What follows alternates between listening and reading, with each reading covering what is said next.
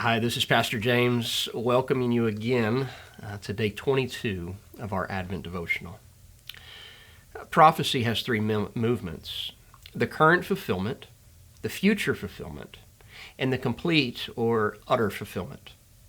The current fulfillment of Isaiah 9 is traditionally Hezekiah, who would rescue the Israelites from the hordes of Assyria in the north and to whom his father had bowed down. The future fulfillment, of course, Jesus, and the promise of a Savior not only from an army, but from the ravage of sin.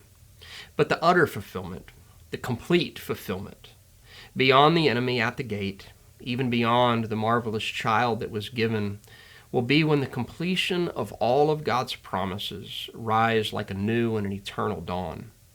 The full distance to the second advent is the grand end of both heaven and earth and a complete fulfillment of God's promises. This advent is the second coming of Christ, and Christmas is bland and boring unless it remains the backdrop of the grand finale.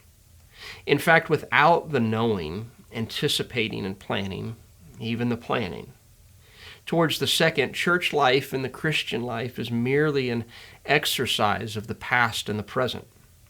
Stoking the coals of tradition is good, but looking forward to the grand event of eternal consequence is really the dream of the believer. There will be a day like no other day. There will be a day when the dawn will always be rising because the King of Glory will be our light. There will be a day that will frighten even the most believing believer because of the awesomeness of his arrival and the terror of his holiness. There will be a day when we see Jesus wrapped in a robe of righteousness and grace that will explode the senses and thrill the heart.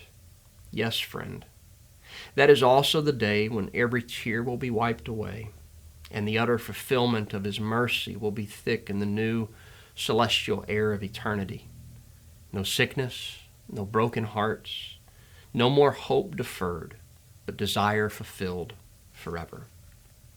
1 Thessalonians chapter 4, verse 16 through 18 says this: "The Master himself will give the command, archangel thunder, God's trumpet blast. He'll come down from heaven and the dead in Christ will rise.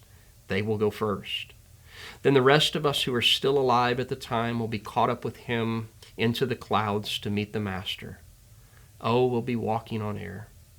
And then there will be one huge family reunion with the Master. So comfort one another with these words.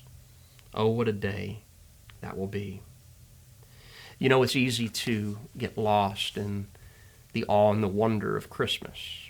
With all that we celebrate at the coming of Christ, it's easy at times to forget that the coming was simply the beginning of our redemption.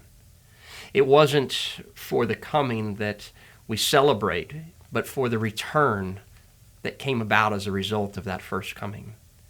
You see, for all of us, though Jesus came in the form of a child, he will at one day again return in the form of a king. Oh, what a day that will be.